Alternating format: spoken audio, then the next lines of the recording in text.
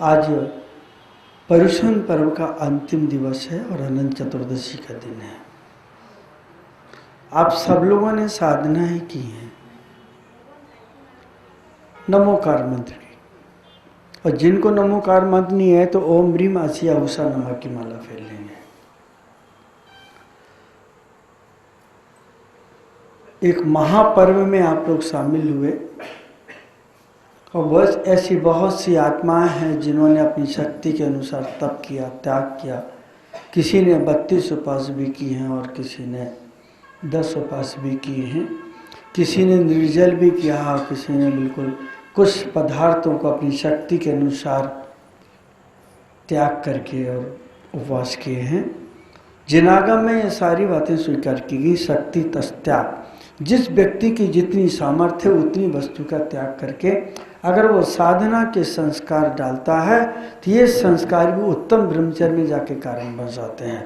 जिन लोगों ने इन दोनों ब्रह्मचर्य का पालन किया उनका वो ब्रह्मचर्य संस्कार डालने का काम किया। जैसे किसान बीज बोने के पहले खेत को जोतता है, फिर उसकी निंदाई और गुड़ाई करता है, कंकड़ों को निकाल के फेंकता है, उसके बाद में बीजारोपण करता है। तो ये एक संस्कार आपने देख के अपनी भूमि को तैयार किया है। और आने वाले समय में इसी मिट्टी के ऊपर जब पुनः सत्संग मिलेगा और पुनः ये परवाएंगे तो ये बीज अपने आप पल्लवित होने लगेंगे और आप अपने आप खुद ही महसूस करेंगे कि हमारी जिंदगी में एक नए आयाम शुरू हो गए। मैं आपको ले चलता हूँ उत्तम ब्रह्मचर्य की तरफ, लेकिन इसके पहले प्रथम तीर्थंकर आदिनाथ भगवान से लेकर अंतिम तीर्थंकर भगवान महावीर पर्यंत 24 तीर्थंकरों के चरणों में कोटि कोटि प्रणाम करते हुए इस जगत के एक ऐसे आचार्य जिनकी मुखमंडल से, जिनके उठने और बैठने से, जिनके वात्सल्य से अनगिनत आत्माओं को दिशा बोध मिला, अनगिनत आत्माओं को सुकून मिला, और जिनके आशीर्वाद के तले जो लोग रहे, जिन्होंने रास्ते चलते भी प्रणाम किया तो उन्होंने सद्गति प्राप्त की। और उनके बहुत से ऐसे विघ्न, बाधाएं, परेशानियां मात्र उनके दर्शन से ही समाप्त हो गई। ऐसे मेरे मुनि दीक्षा के संस्कार दाता आज जो भी हूं मैं उन्हीं की कृपा से हूं।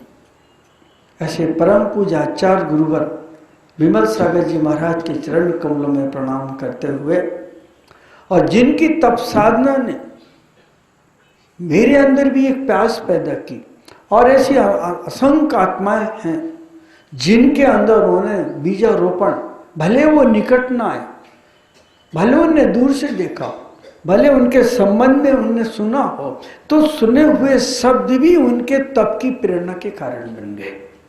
ऐसे महातपस्वी आचार्य सन्मति सागर महाराज, उनके चरण कमलों में भी प्रणाम करते हुए प्रिय आत्मन आपके सम्मुख हूं, मेरा प्रेम स्वीकार करें।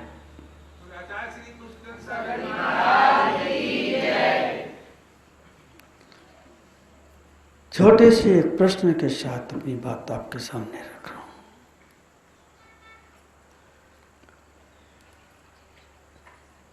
प्रथम तीर्थंकर से लेकर के अंतिम तीर्थंकर तक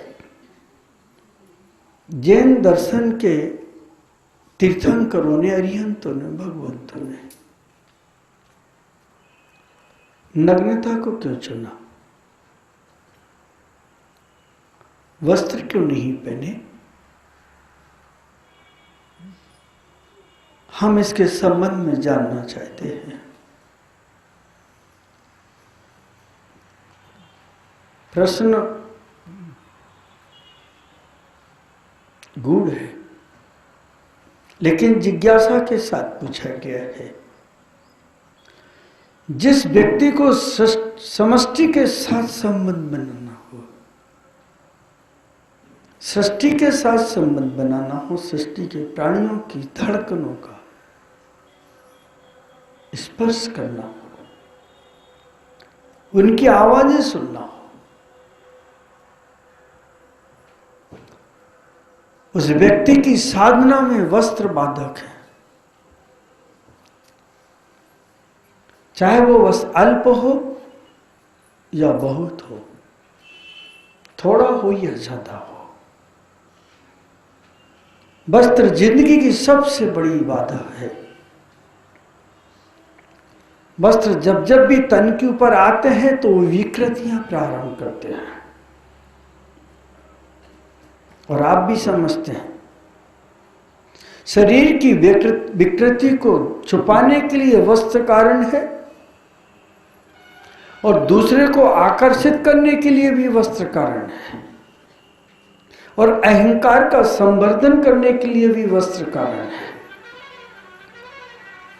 जब एक छोटे से बिजली के तार में अगर सिर के बाल के बराबर भी प्लग के साथ, होल्डर के साथ दूरी रह जाए तो करंट पास नहीं होता।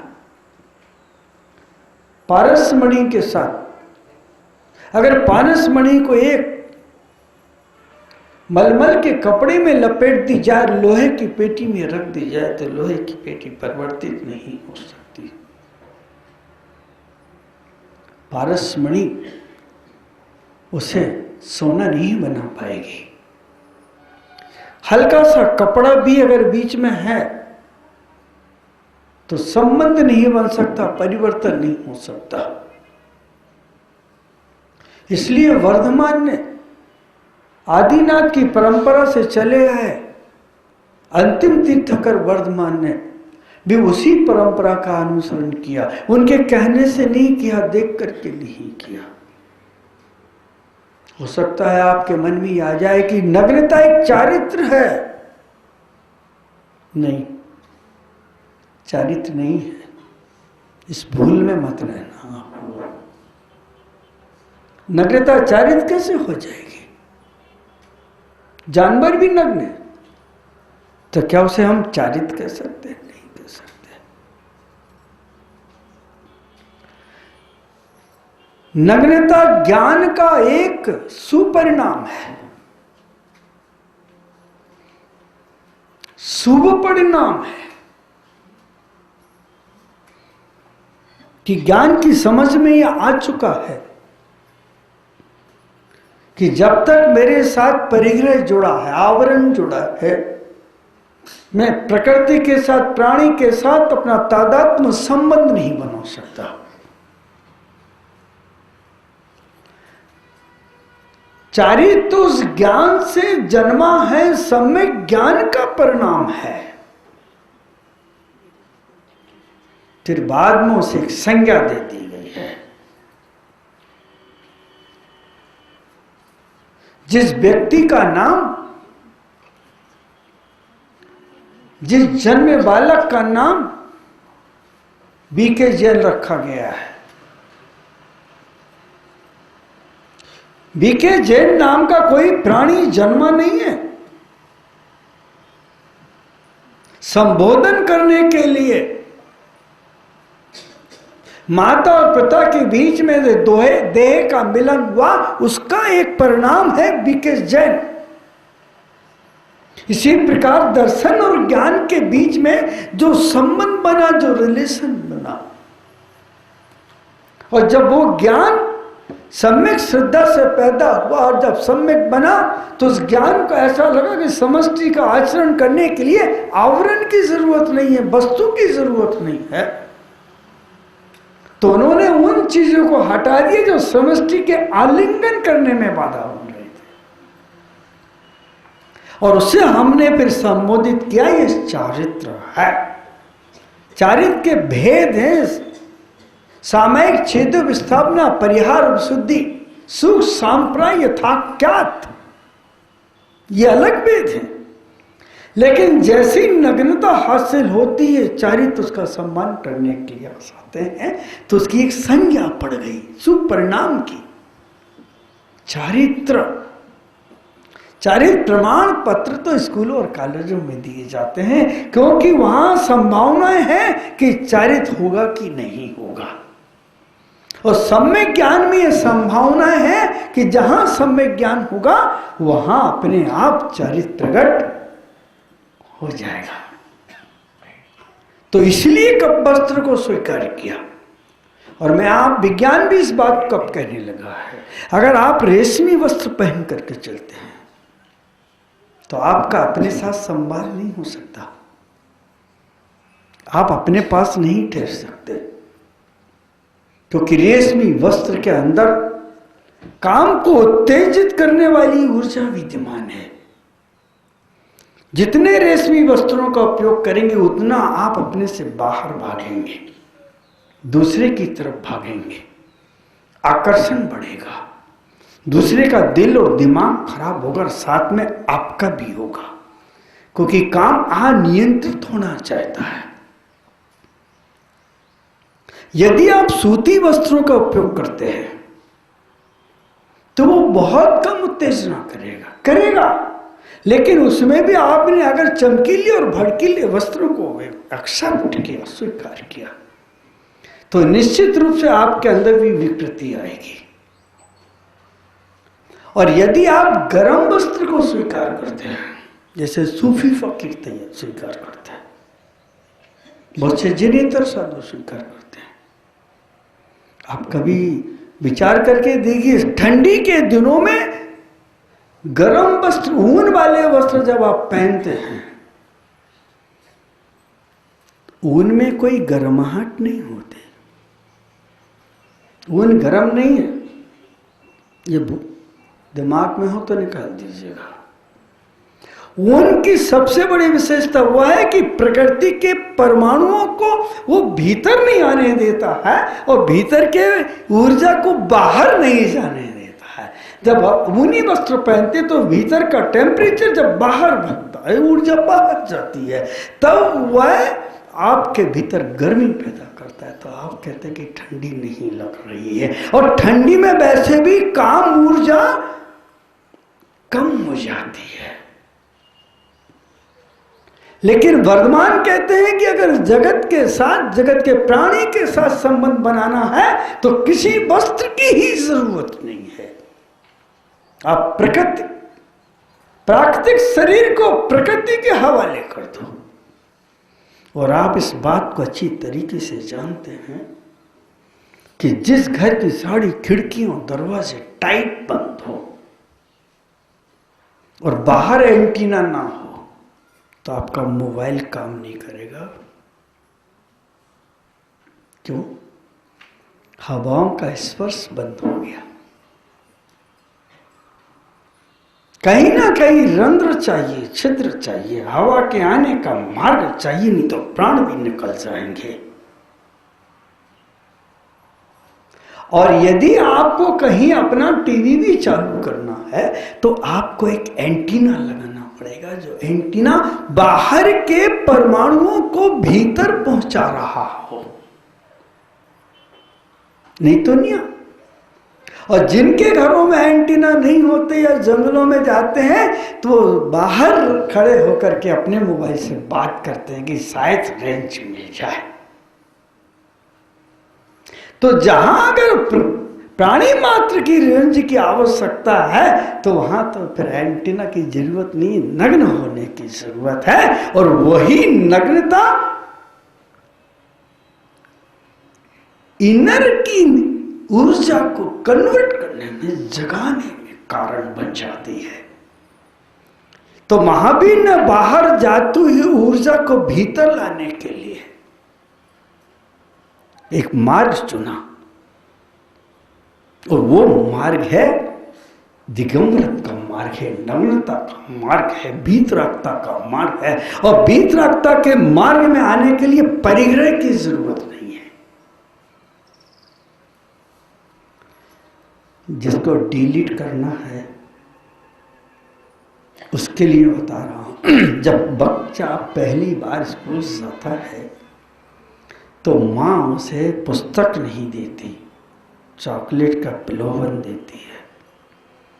और जब और बड़ा होता है तो उसे गेम्स सिखाते हैं, खेल सिखाते हैं। और बड़ा होता है तो उसे गिनती करने के लिए खिलौने दे दिए जाते हैं, तरीके दिए जाते हैं। और बड़ा होता है तो चित्र सामने रखे जाते हैं। और बड़ा होता है तो पुस्तक दे दी जाती है। और जितना जितना बड़ा होता चला जाता है और उसकी कक्षाएं बढ़ती चली जाती हैं और अंत में जब वह ए में पहुंचता है तो उसका घूमना फिरना बंद होता है, क्योंकि उसे अपनी लाइफ से मतलब है, घूमने फिरने से मतलब नहीं है। और जब वो एम काम में जाता है या एमसी करने के लिए जाता है या एमबीए करने के लिए जाता है तो बोलता है अब मुझे अपनी लाइफ को और सूक्ष्म करना है। और जिस समय उसे पीएचडी करना है तो उसमें फिर उसे किसी टीचर के पास जाने की जरूरत नहीं पड़ती, फिर वह एक लाइब्रेरी में जाकर के बैठ करके पुस्तकों को खोज करके उनके अंदर से और अपने ज्ञान के साथ चिंतन और मनन से फिर नई वस्तु की खोज करता है। तो महावीर बस उसी कक्षा से, प्राइमरी से उठा करके पीएचडी तक, डीलिट तक ले जाने की बात करते हैं। और कोई भी चीज अगर हमारे साथ है तो बंधु हम वहां तक नहीं पहुंच पाएंगे। इसलिए नग्नता प्रकृति के साथ जुड़ी रहे, प्रकृति के साथ, प्राणियों के साथ संवाद होता रहे, और इस नग्नता के परमाणु सारे जगत की ओर भागते चले जाएं और ये परमाणु उनका भी स्पर्श करके उनके अंदर भी वो है ब्रह्म, क्योंकि ये ब्रह्म नहीं, ब्रह्म जो सदियों से प्रसुप्त है, जिसे ये भी नहीं मालूम कि मैं एक बीज लेकर के चल रहा हूं और ये बीज कितना वृक्ष से भी महान और बड़ा बन सकता है। मैं एक प्रश्न पूछ रहा हूं, महान बनना चाहते हैं या ग्रेट बनना चाहते हैं? दोनों एक है। अच्छा बनना चाहते हैं या महान बनना चाहते हैं? अब दोनों में अंतर है। अच्छा बनने के लिए आपको महावीर की तरह आना पड़ेगा, और ग्रेट अगर बनना है, आपको महान बनना है, अच्छा बनने के लिए तो आपको बहुत परिवर्तित होना पड़ेगा। क्योंकि महान बनने के लिए तो आप कोई भी काम करो, नेता बन जाओ, दो चार को बंद कराओ, दो चार को पिटवाओ, दो चार को उठाओ, किसी का काम रोको, पाँव में गिराओ, नेता बन जाओ। नेता बनने के लिए, बड़ा बनने के लिए, महान बनने के लिए साम दाम दंड भेद सब काम आएंगे। लेकिन अगर आपको अच्छा बनना है तो अच्छा बनने के लिए आपको सरल होना पड़ेगा, सत्य का आचरण करना पड़ेगा, चरित्र का आलिंगन करना पड़ेगा, विनय को अपने साथ लेकर के चलना पड़ेगी।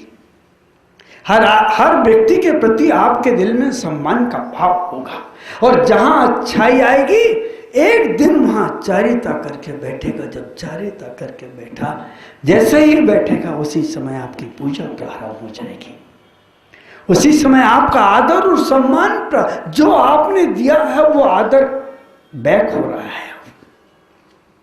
जिन जिन कारणों से तुम्हारा आदर खत्म हुआ उनमें पहला कारण तो वस्त्र है, और ये बात तुम्हें बताई नहीं गई, समझाया भी नहीं गया। पर अच्छे से अच्छा पहनो, पड़ोसी का दिल जलाओ, दूसरे का दिल जलाओ, अपने से बाहर जाओ, क्योंकि तुम्हें संसार चलाना है और महावीर को परमात्मा प्रकट करना है। ब्रह्मचर्य साधारण सी बात नहीं है। बाहर जाती हुई ऊर्जा को भीतर लाना ब्रह्मचर्य, बाहर जाते हुए उपयोग की धारा को इनर कर देना, इनपुट में लाकर के रखना, यह ब्रह्मचर्य है। यह परमात्मा को जगाने का एक कारण है। जो उपयोग बाहर जा रहा था, पदार्थ की तरफ जा रहा था, उसे परमात्मा की तरफ कन्वर्ट करो। जो उपयोग आपका वस्तुओं की तरफ जा रहा था उसे अपने स्वयं के पास लेकर के आओ। जो प्रेम तुम बाहर तलाश रहे थे उस प्रेम को आप कन्वर्ट करके अपने भीतर बैठे परमात्मा से प्रेम करो। और वह प्रेम कब सफल होता है? जब आप अपने आप से प्रेम करते हैं। अगर आप अपनी पत्नी से भी प्रेम नहीं कर सकते तो आपकी पत्नी भी आपको नहीं मिल सकती। शर्त है ये। एक पत्नी के प्रति अगर अभी ईमानदार बनेंगे तो आपकी पत्नी आपके लिए देवा स्वरूपा हो जाएगी और आप उसके परमेश्वर कहलाएंगे। और अगर आपने कहीं उसके साथ छल कपट किया तो पत्नी तलाक भी दे सकती है और पीहर जाकर भी बैठ सकती है और तुम्हें आंसू भी बहाना पड़ सकते हैं।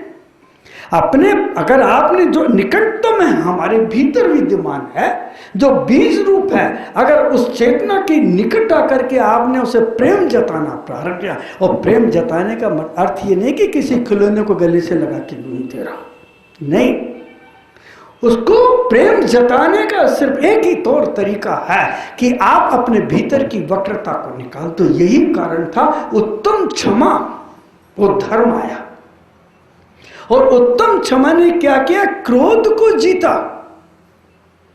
और जब मान का धर्म आया, धर्म नहीं है मान, जब मान का नंबर आया तो नम्रता ने उसे बस में कर लिया, और जब माया आके बीच में खड़ी हुई तो सरलता ने उसे हाथ मिला लिया, गले से लगा लिया। और जब लोभ आकर के बैठा तो संतोष से मतलब इलेक्ट्रिशियन नहीं, हाँ, नहीं तो संतोष ने किसी को गले लगाया उसकी पत्नी रोने बैठ जाए। और जब संतोष सामने आया तो लोभ उसके चरणों में गिर पड़ा, और सत्य ने जब स्वागत की माला उठाई तो संयम हाथ जोड़ करके खड़ा हुआ। कैरेक्टर, कलेक्टर नहीं, कैरेक्टर, कलेक्ट नहीं करना है, कैरेक्टर, चारित्र, जो भीतर के चित्र को बनाता है वही चारित्र है। स्वकीय आत्मानम कर्माणि चरति इति चारित्रा, जो आत्मा से कर्मों को चरता है उसका नाम चारित्र है। और आराधना, जो आद्य है तुम्हारा, जो स्वभाव है तुम्हारा, जो आत्मा है तुम्हारी, उसके प्रति तुम्हारा जब नमना होता है तो आराधना का रूप लेकर के खड़ी हो जाती है। अब आप देखिए, आपके पास ऊर्जा है, आपकी ऊर्जा के दो आयाम है, या तो आप अपनी ऊर्जा के माध्यम से शरीर मिले तो संसार की संतति का जन्म होगा, और आत्मा से जब आत्मा मिलती है तो परमात्मा की संतति का जन्म होता है, और बाहर की संतति हमेशा के लिए समाप्त होती है। दो प्रकार का मिलन है, एक देह से देह का मिलन है और एक ऊर्जा का अपनी आत्मा से मिलन है। जब ऊर्जा अपनी आत्मा से आके मिलती है तो संसार की संतति का विच्छेद होना प्रारंभ हो जाता है। तो महावीर ने उस संतति को समाप्त करना चाहा, जिसके कारण से मृत्यु भी थी, जन्म मरण भी था, परेशानियां भी थी, दुख भी था, लड़ाई थे, झगड़े थे, ममकार था, अहंकार था, नाली थी, नाले थे, गटर थे, उनमें भी जन्म लेना पड़ा। पता नहीं किन किन योनियों में हम गए सिर्फ उन्हीं कारणों के कारण से। एक वस्त्र कितना खतरनाक हुआ। वस्त्र का एक छोटा सा उदाहरण है। एक रूपसी कन्या ने केस दायर किया, न्यायाधीश के सामने कहा कि एक लड़का मुझे रोज छेड़ता है, उसे लाया गया।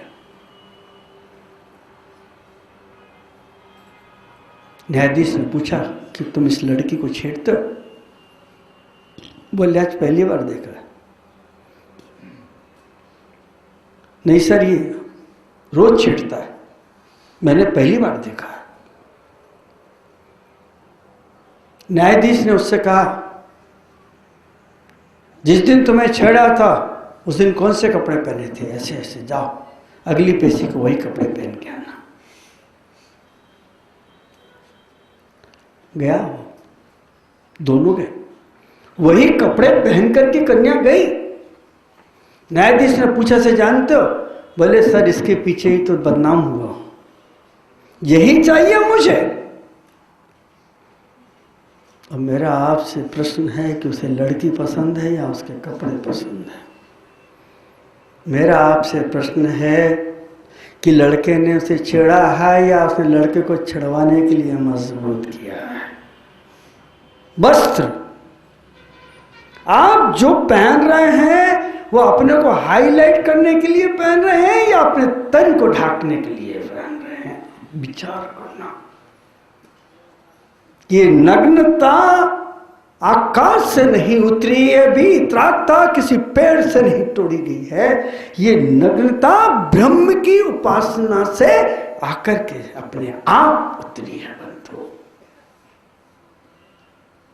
अपनी ऊर्जा के बारे में सोचिए कि हमें अपनी ऊर्जा का दुरुपयोग करना है या सदुपयोग करना, बाहर की तरफ ले जाना या भीतर की तरफ ले जाना है। जब भीतर की तरफ लाओगे तो एक दिन तुम परमात्मा बनोगे। जानते हैं, वृक्ष अगर जमीन में गड़े और हवा मिल रही और उनकी जड़ों को अगर वहां से मिट्टी को वहां से हटा दिया जाए, उनकी जड़ों को अगर बाहर की हवा लग जाए तो जड़ पोला होकर जमीन से नीचे आ जाता है।